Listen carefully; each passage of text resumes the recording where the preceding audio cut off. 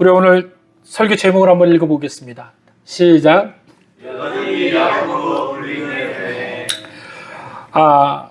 여러분들, 우리는 7월 한 달을 내내 은혜를 찾아서 항해를 했습니다. 특별히 우리 7월 첫째 주에는요, 우리가 영적으로 지쳐있을 때, 또 우리가 육신적으로 지쳐있을 때 우리는 그것을 방전이라고도 이야기합니다. 그리고 그것을 지쳐있다라고도 표현을 하죠. 그런 우리의 지쳐있는 영적, 육신적 삶을 향해서 하나님께서 우리에게 일어나 먹으라 말씀하시며 회복의 은혜들을 우리에게 선포하십니다. 그리고 그 은혜들을 통해서 우리가 온전히 하나님의 말씀 붙잡고 일어서는 은혜를 경험했습니다. 둘째 주에는요, 그렇게 말씀의 은혜고 회복을 당했는데 우리는 사명이라는 것을 볼 때마다 너무 두렵고 흔들리고 그렇게 그 사명 붙잡고 가는 것이 염려되고 힘들어하는 그 모습 가운데 하나님께서 우리를 향하여서 그러지 말고, 그럼에도 불구하고 너는 나를 따르라, 너는 나만 보고 걸으라 라고 말씀하셨습니다. 그래서 우리는 둘째 주에는 그 말씀 때문에 우리가 살게 되었죠. 그리고 지난주에는요, 아카시아 나무, 씨띠임 나무에 대해서 우리가 은혜를 들었습니다. 우리는 거칠고 볼품없고 조각목 같은 그런 인생 같은 존재이지만 그런 우리들에게 하나님 장인의 솜씨로 우리를 다듬으셔서 결과적으로는 우리를 순금으로 덮으시고 그리스도 예수의 은혜로 덮으셔서 하나님의 영광을 담는 법궤로 사용하시겠다라고 말씀하시는 은혜를 나누었습니다. 그렇다면 오늘 저는 이런 질문을 아니할 수가 없습니다. 회복도 경험했고 사명도 붙들었고 하나님께서 지금도 우리를 빚어가신다면 그러면 결국 우리의 삶은 흔들림이 없어야 되는데 왜 오늘도 우리는 흔들리는 삶에 속해 있을까요? 현실이라는 것은 우리가 하나님을 믿고 하나님 붙잡고 하나님 뜻대로 살겠노라고 다짐하고 고백하는 것에 현실은 있지 않다라는 겁니다. 그런 고백 속에서도 현실과 모든 상황은 똑같다라는 거예요. 변하지 않는다라는 거예요. 우리는 분명 우리 삶 가운데 승리의 삶을 원합니다. 이기는 삶, 뭔가 해결되는 삶, 실패를 경험했더라도 금방 그 모든 것이 복구되고 모든 것이 아무렇지도 않게 되는, 그것이 다 내 믿음으로 이겨낼 수 있는 그런 강건한 삶을 우리들이 원하지 않습니까? 그런데 하나님을 믿으면 이스라엘처럼 담대해지고 그렇게 능력 있는 것처럼 살게 될 거다라고 생각했던 우리가 여전히 야곱처럼 흔들리고 있는 우리 스스로를 발견하게 된다는 것이죠. 그래서 우리는 이런 질문들, 문득 생각들을 하게 됩니다. 내가 정말 하나님을 잘 믿고 있는 건가? 왜 나는 아직도 문제 앞에 이렇게 연약한가? 왜 이렇게 힘들까? 그런데 오늘 본문은 다윗도 마찬가지였다는 사실입니다. 여러분들, 다윗을 보면 골리앗도 이기고 또 사울을 통해 가지고 승리도 하고 그래서 모든 것에서 승리했을 거라고 생각을 하지 않습니까? 그래서 모든 전쟁들마다 다 승리해 가지고 그 두려움과 어려움, 고난, 환난 이런 거는 다윗에게는 정말 어울리지 않는 것 같이 보이지 않습니까? 그러나 오늘 시편은 그 이야기가 아니라는 겁니다. 여러분들, 오늘 읽었던 이 시편은요, 전쟁의 승리에서 썼던 그 전쟁의 승리의 시가 아니라 전쟁에 나가기 전에 두려움에 떨고 있는 그 순간을 적고 있는 시입니다. 그런데 더더욱 이 시는요, 다윗이 쓰긴 썼지만 어떤 형식으로 쓰게 되었냐면 다윗과 백성들이 서로 교감하면서 쓴 시입니다. 다윗이 쓰긴 썼습니다. 그런데 본문에 자세히 들여다보면 누군가 다윗을 축복하는, 누군가 다윗에게 뭔가 하나님의 은혜를 구하는 그런 읊조림 같이 읽혀지는 것이죠. 바로 그 누군가가 바로 백성인 거예요. 백성이 지금 다윗이 전쟁에 출정하기 전에 백성들이 다 모여가지고 다윗을 향해서 손을 높이 들고 그 다윗에게 축복하는 겁니다. 마치 우리가 조금 전에 우리 장로님을 향해서 두 손을 들고서 축복했듯이 그렇게 축복하더라는 겁니다. 서로 이 축복이 교감하고 서로 이 교회 안에서 오고 갈 때 우리는 우리의 가지고 있는 이 두려움, 걱정, 염려가 분명히 끝을 맞이하게 될 줄 믿습니다.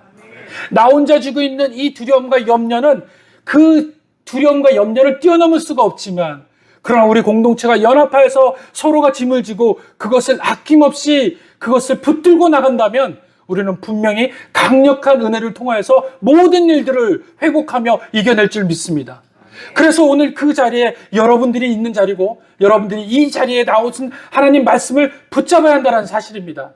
여러분들 꼭 오늘 이 말씀 붙잡길 바랍니다. 이 말씀을 통해서 우리가 한번 살아보자라는 겁니다. 그러므로 인해서 승리하자라는 겁니다. 오늘 본문 말씀 20장입니다. 그리고 20장과 21장은 같이 연결되어 있는 말씀입니다.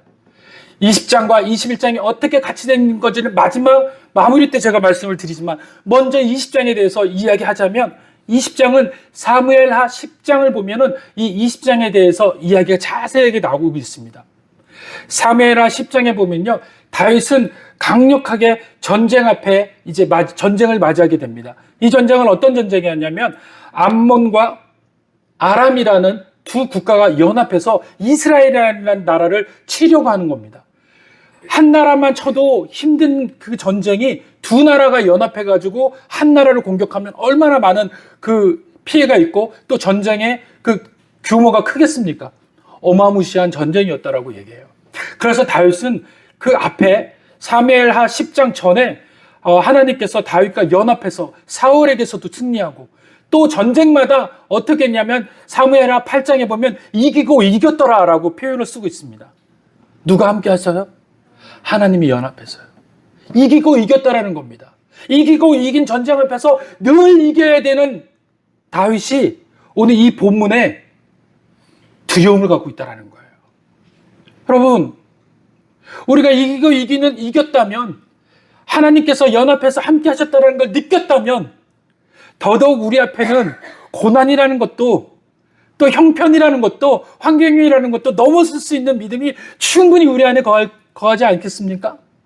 그래서 그 다음에 고난이 오더라도 두렵지 않을 거예요. 그런데 오늘 다윗은 어때요? 두려워했다라는 겁니다.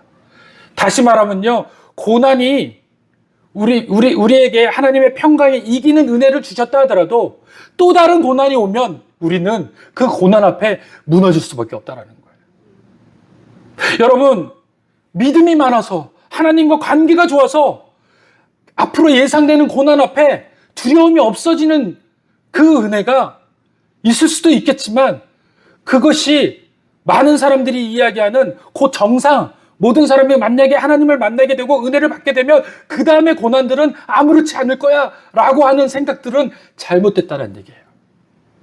하나님의 은혜를 받고 하나님 앞에 서서 하나님을 만지고 하나님과 여전히 교제하지만, 고난 앞에 서면 그 역시도 그 고난 앞에 서면 두려움이 앞선다라는 겁니다. 할렐루야. 그래서 여러분들은 극히 정상적이라는 겁니다. 여러분들이 하나님을 믿고서 왜 그런데도 불구하고 고난이 옵니까? 정상적이라는 거예요.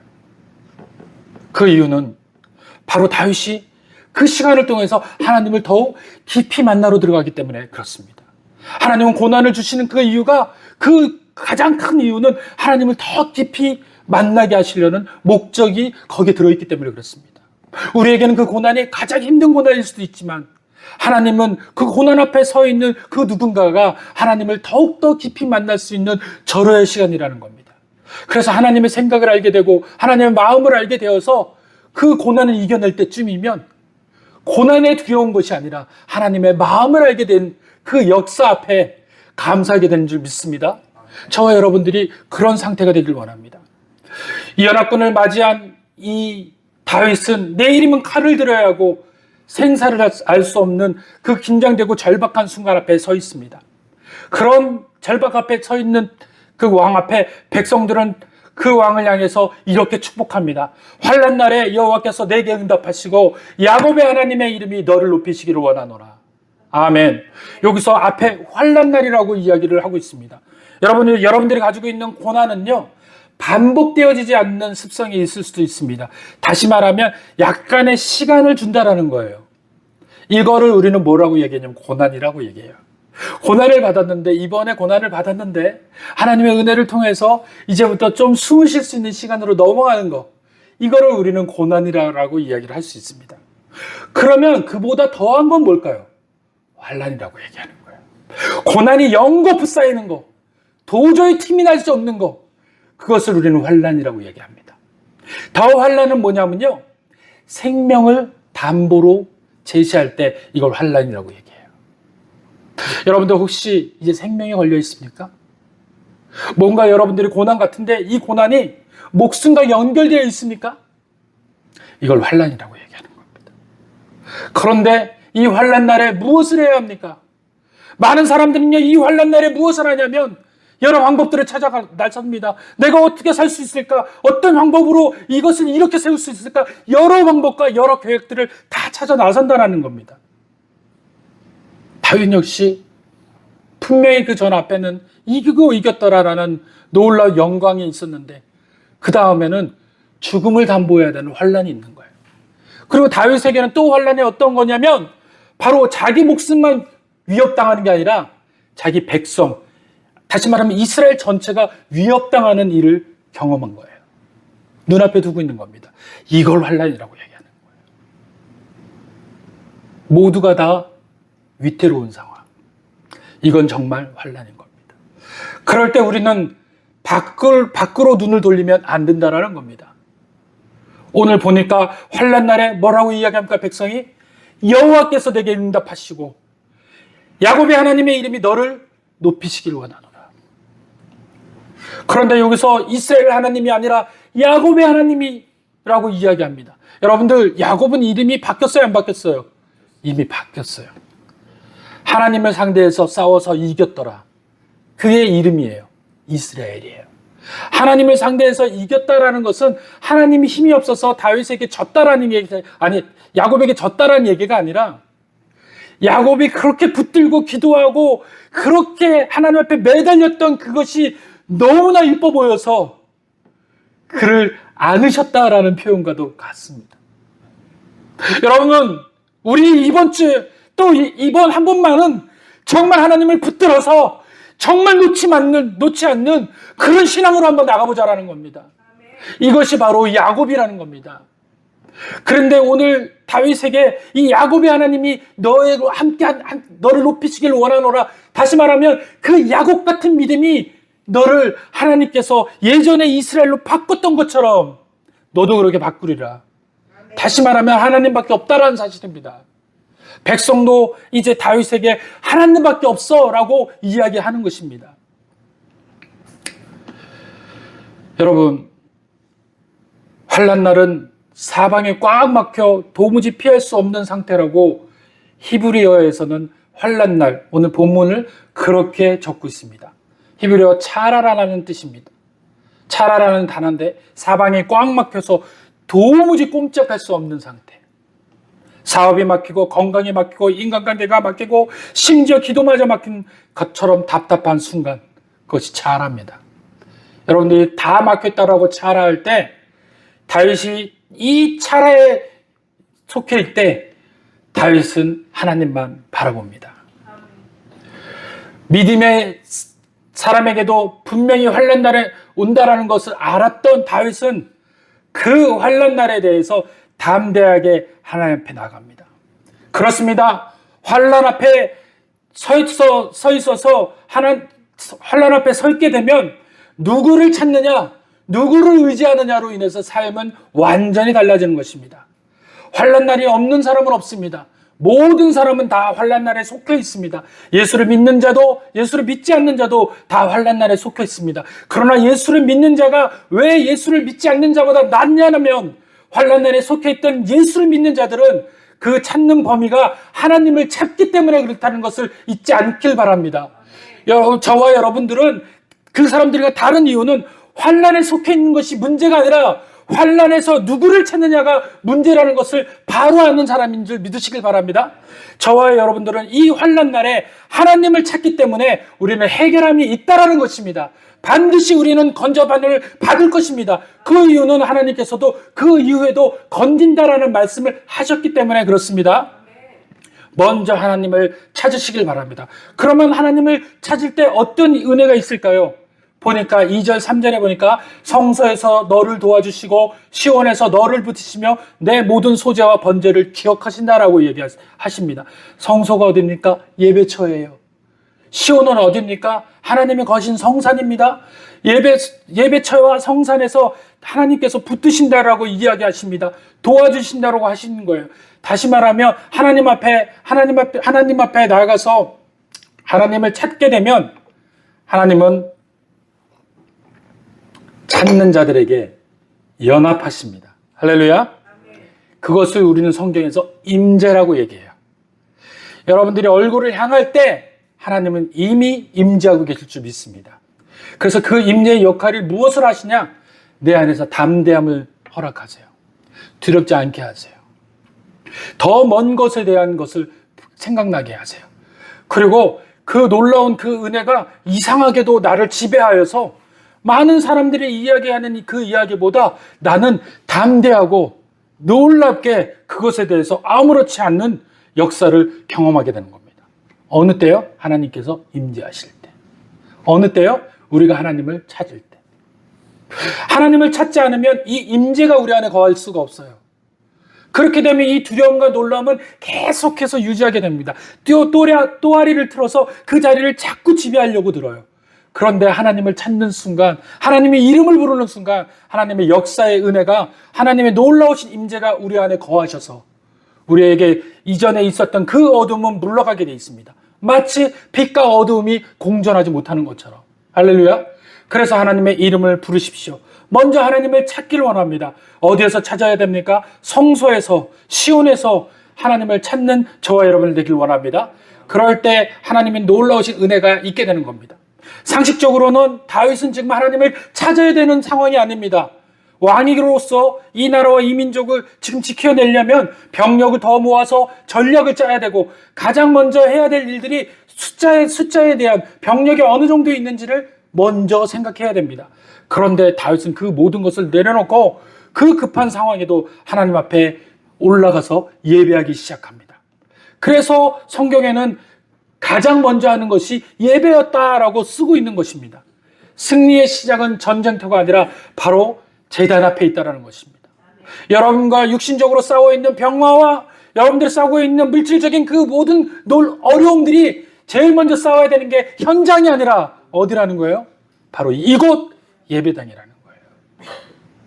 이곳에서 아침을 사오고, 이곳에서 기도하고, 이곳에서 하나님을 붙들 때 어느 순간 여러분들은 승리의 깃발을 들고 계실 줄 믿습니다. 여러분들은 이기게 될 겁니다. 왜냐하면 말씀대로 여러분들이 살게 되면 반드시 이길 거라는 겁니다. 예배는 단순히 하나님께 도움을 구하는 의식이 아닙니다. 주님, 이 전쟁은 내 힘과 계산할 수 없는 이 모든 것들로 인하여서 내가 할 수 없습니다라고 내려놓는 거예요. 여러분들과 싸우고 있는 그 모든 환경을 여러분들이 이겨낼 수 있습니까? 이겨내려고 애를 써봐도 여러분들은 더 패배할 겁니다. 그러면 빨리 인정해야 돼요. 나는 이겨낼 수 없습니다. 이 모든 것은 하나님께서 하실 수 있습니다. 이것이 나의 한계를 깨닫고 겸손히 인정하고 엎드리는 믿음의 고백, 이것이 바로 예배인 거예요. 그래서 성경에서 예배라는 이 예배 워십은요, 엎드리다라는 거예요. 하나님 앞에 모든 것을 내려놓다. 하나님의 모든 은혜를 통하여서, 하나님의 모든 것을 통하여서 해결받겠습니다라는 고백. 이것이 예배인 거예요. 예배할 때, 기도할 때, 말씀과 찬양으로 주 앞에 엎드릴 때 우리가 그 엎드린다는 일들을 너무너무 많이 하지 않습니까? 그렇게 예배하는데, 기도하는데, 말씀과 찬양으로 주 앞에 나아가는 순간 여전히 환경과 상황은 변한 것이 없고 산더미 같은데 우리 마음에 너무도 놀라운 은혜들이 있어서 평안과 안식이 찾아들지 않습니까? 기도할 때, 찬양할 때, 말씀을 읽을 때 상황, 환경은 똑같은데 불구하고 내 마음은 평안과 확신이 밀려온다는 거예요. 이것이 바로 하나님이 나와 함께 하시는구나 라는 임재이며 동시에 예배의 은혜인 줄 믿으시길 바랍니다. 예배할 때 이 모든 일들이 일어나게 되는 겁니다. 여러분들, 인생의 모든 진짜 문제는 외부의 상황이 아니에요. 외부의 상황이 그렇게 험난하게 막 몰려오는데 내가 단단하면 이겨낼 수 있습니다. 그런데 뭐가 문제가 되는 거예요? 그 몰려오는 것을 자꾸 쳐다보니까 내 마음속에 균열이 시작되기 시작합니다. 짱짱했던 그 담대했던 것들이 균열이 시작해요. 그리고 영적인 내부가 완전히 무너지기 시작합니다. 그러고 난 다음엔 조그만 풍랑에도 내가 완전히 무너지고 삶의 모든 것이 무너져 내린다는 거예요. 그럴 때 우리는 예배해야 합니다. 예배는 무너진 우리의 내부를 하나님의 은혜로 단단하게 메우는 거룩한 역사의 현장이고 건설의 현장인 것이에요. 그래서 우리가 예배할 때 무너져 내리고 있는 내부의 균열들을 다시금 예배를 통해서 다시금 강건하게 세우는 기초적인 작업과 멀리 있는 작업을 동시에 하게 될 줄 믿습니다.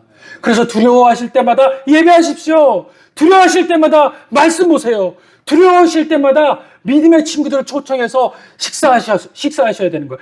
절대 외부적 사람들과 식사하지 마십시오. 단절하세요. 그들은 자꾸 이상한 얘기를 통해서 나에게 부담되고 나에게 더 안 좋은 이야기도 사로잡혀 있게 합니다. 그런데 믿음의 사람들은 자꾸 하나님 말씀을 가져다 주잖아요.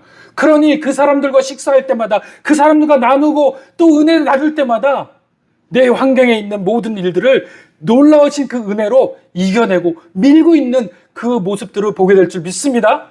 그래서 이제 홀로 있지 마십시오. 이제 여러분들의 그 은혜 가운데 승리하는 여러분들 되길 원합니다. 그럼 예배는 어디에서 해야 됩니까? 우리의 몸이 하나님의 성전이기에 가정에서 하십시오. 직장에서 하십시오.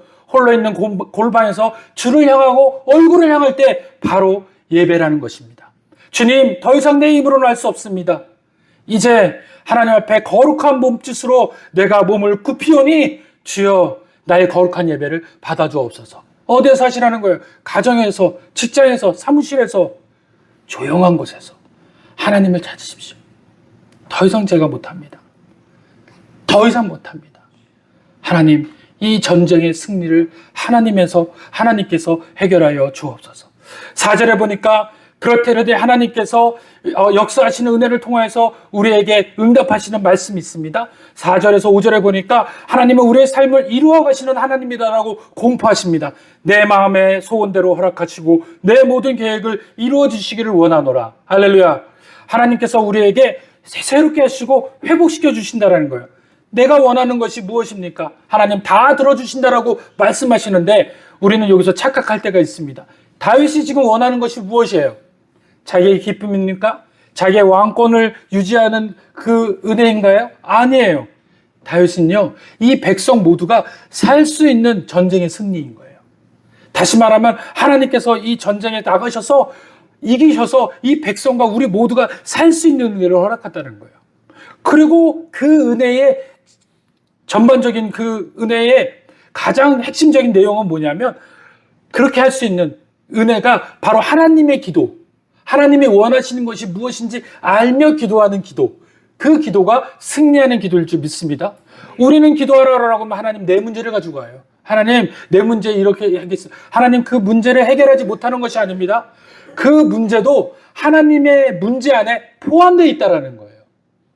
우리는 착각하는 게 내 문제가 하나님 해결해 주세요라는 단독적 문제라고 생각하지만 내가 가지고 있는 문제가 뭐의 문제가 포함되어 있다고요? 하나님이 계획하신 문제 안에 포함되어 있어요. 그래서 그 문제를 해결하려면 어떤 기도를 하는 게 이 문제의 해결 방법이에요?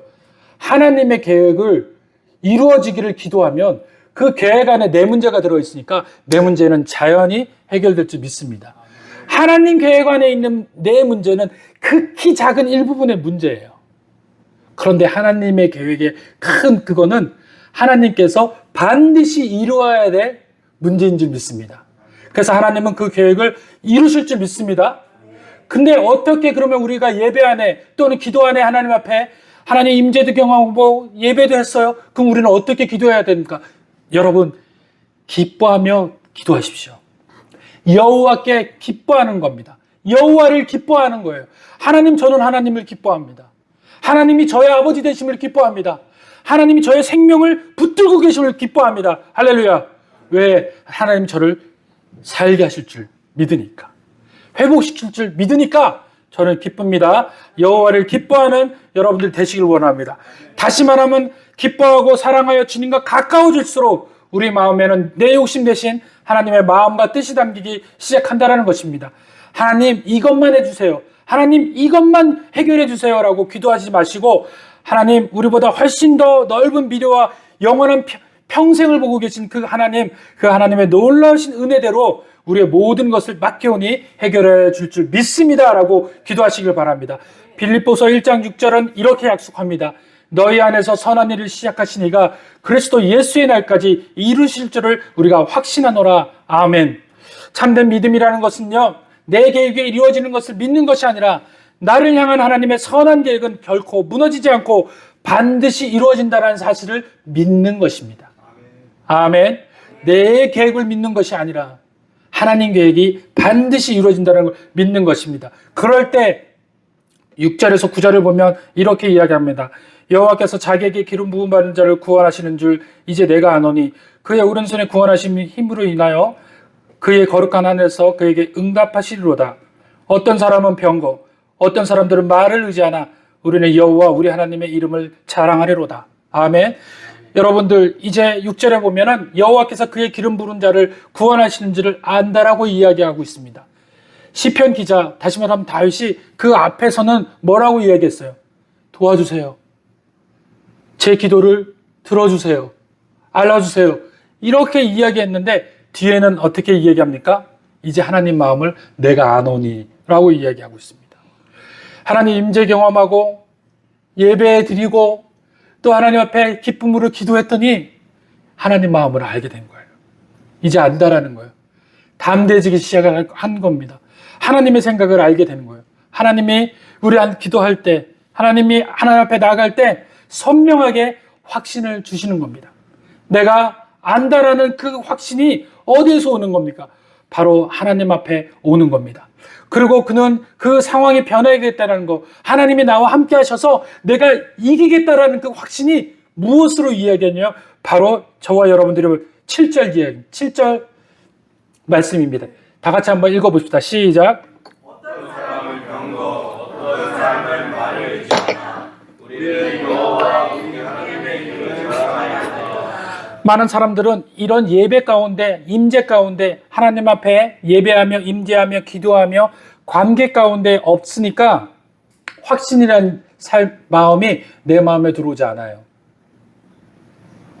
그리고 계속해서 딴 생각을 해요. 방법을 찾아 나섰잖아요. 그런데 예배하고 기도하며 하나님을 찾는 사람에게 어느 순간 찾아오는 게 바로 이 7절의 담대함입니다. 세상의 사람들은 병거를, 다시 말하면 군사력을, 어떤 사람은 말을, 기동력을 의지하고, 그러니까 물질도 의지하고 환경도 의지하고 여러 가지를 의지하고 있지만 그것으로 인해서 어떤 사람도 환난에서 건짐을 받은 사람이 없다라는 것을 이 시편 기자 다윗은 알게 된 거예요. 어느 것을 통해서요? 예배를 통해서, 임재를 통해서, 기도를 통해서, 관계를 통해서 알게 된 겁니다. 그러니까 두렵지 않은 거예요. 그러면서 뭐라고 얘기합니까? 세상에 많은 사람들은 병고도 찾고 다시 말하면 전쟁 나갈 사람인데 지금 나가야 돼요. 그런데 이미 전쟁의 승리에 대한 걸 어떻게 된 거예요? 안 거예요. 확신한 거예요. 내가 이기겠구나. 다윗은 지금 오늘 왜 하나님 앞에 나와서 예배 드렸냐 이유를 이제 알겠죠. 이 승리의 확신이 있어야 내가 나가서 승리하는 거예요. 여러분들 오늘 여러분들이 가지고 있는 문제가 뭡니까? 건강의 문제입니까? 물질의 문제예요? 그런데 내가 이걸 이길지 아닐지 잘 알지 못하잖아요. 그리고 두렵잖아요. 그러고서 기도할 시간에 아무것도 안 하고 찬양할 시간에 안 하고 말씀드리는 것조차도 안 하잖아요.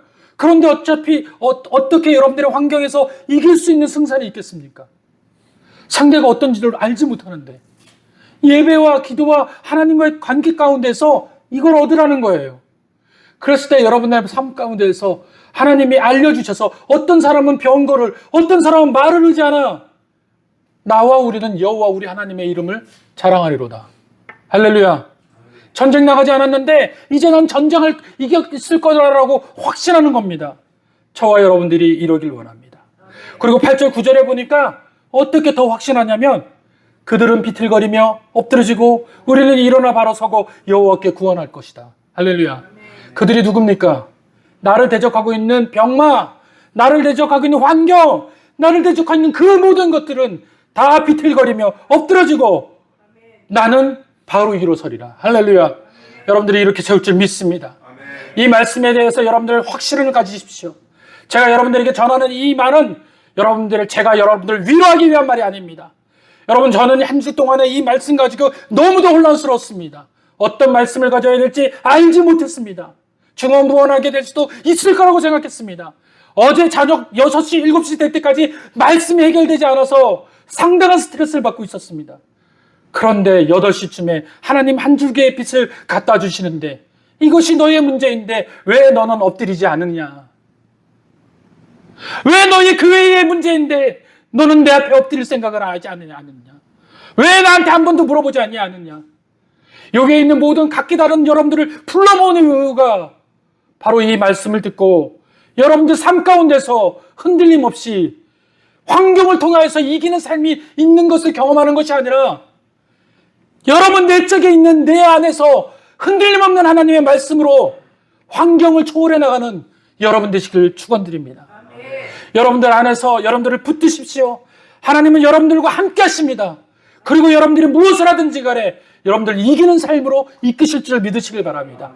그것이 하나님이 원하시는 것입니다. 그래서 뭐라고 이야기하시냐면 하나님 마지막으로 이렇게 이야기하십니다. 너희는 승리할 것이다. 구원할 것이다.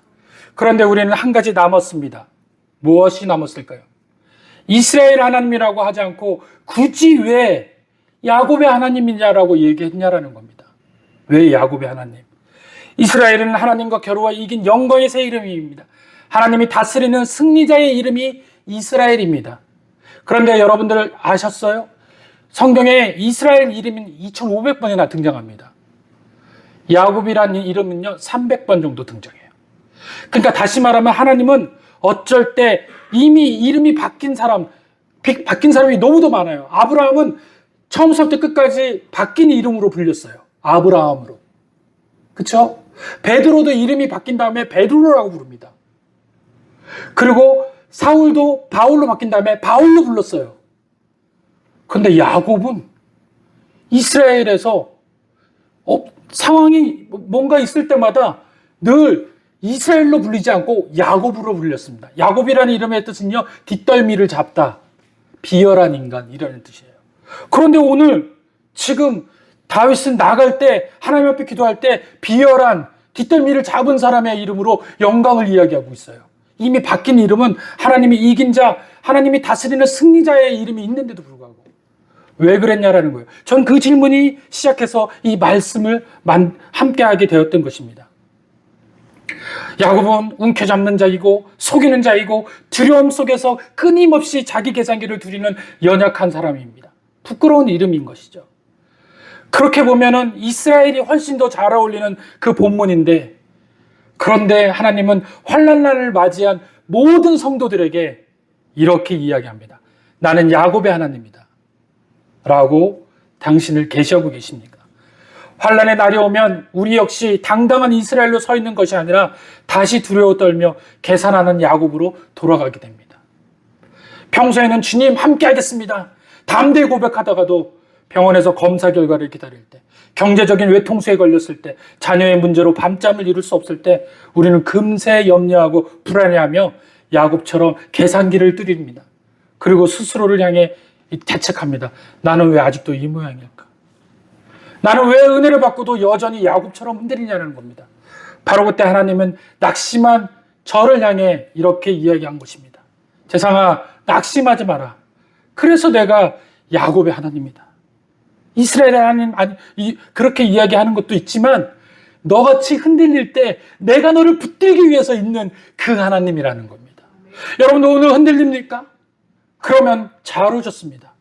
야곱의 하나님 믿으시길 바랍니다. 이스라엘 하나님만 계신 것이 아니라 우리의 야곱의 하나님을 믿으셔야 할 줄 믿습니다. 이것이 우리가 믿는 복음의 정수입니다. 하나님은 우리가 완벽하고 당당한 이스라엘의 모습일 때만 찾아오시는 분이 아닙니다. 여전히 흔들리고 연약하고 두려워 계산기를 두들고 있는 바로 그 환난날의 나를 친히 야곱의 하나님으로 찾아오시는 것입니다. 야곱의 하나님을 부르시기를 두려워하지 마십시오. 연약함으로 있는 그대로 은혜로 함께 하시기로 작정하신 분이 바로 하나님이십니다. 그리고 이 야곱의 하나님의 가장 은혜는 마침내 그 야곱을 변화시켜서 신실하신 은혜로 바꾸신다는 겁니다. 베델의 황무지에서 돌베개를 베고 떨던 야곱을 찾아오셔서 내가 내게 허락한 것을 다 이루기까지 너를 떠나지 아니하리라. 할렐루야. 오늘 저와 여러분들에게 이렇게 이야기합니다. 다 같이 따라합시다. 내가 내게 허락한 것을 다 이루기까지 너를 떠나지 아니하리라. 아멘. 이것이 예수 그리스도의 십자가인 것입니다. 주님은 잘나고 강한 자, 스스로 의롭다 하는 자를 위해 오신 것이 아니라 저와 여러분들, 연약한 자들을 위해서 오셨습니다. 내 믿음이 강하냐 약하냐 이것을 지금 추론하려고 하지 마십시오. 나는 비록 연약한 야곱일지라도 내 하나님은 여전히 야곱의 하나님이시다라는 것을 믿고 나갈 때 그 하나님의 은혜를 통하여서 세상의 병거와 말을 완전히 무너지고 사방의 환난의 모든 그런 것들이 다 사라질 줄 믿습니다. 그래서 놀라우신 하나님의 은혜를 통하여서 반드시 구원받게 되는 저와 여러분 될 줄 믿습니다. 이번 한 주간 이 한 주간도 세상의 힘을 자랑하지 말고 여전히 나를 사랑하시며 마침내 이스라엘로 빚어가실 야곱의 하나님의 이름만을 자랑하시길 원합니다. 담대 승리하는 약속 이름교회 성도님들 되시기를 주님의 이름으로 간절히 축원드립니다. 기도하겠습니다.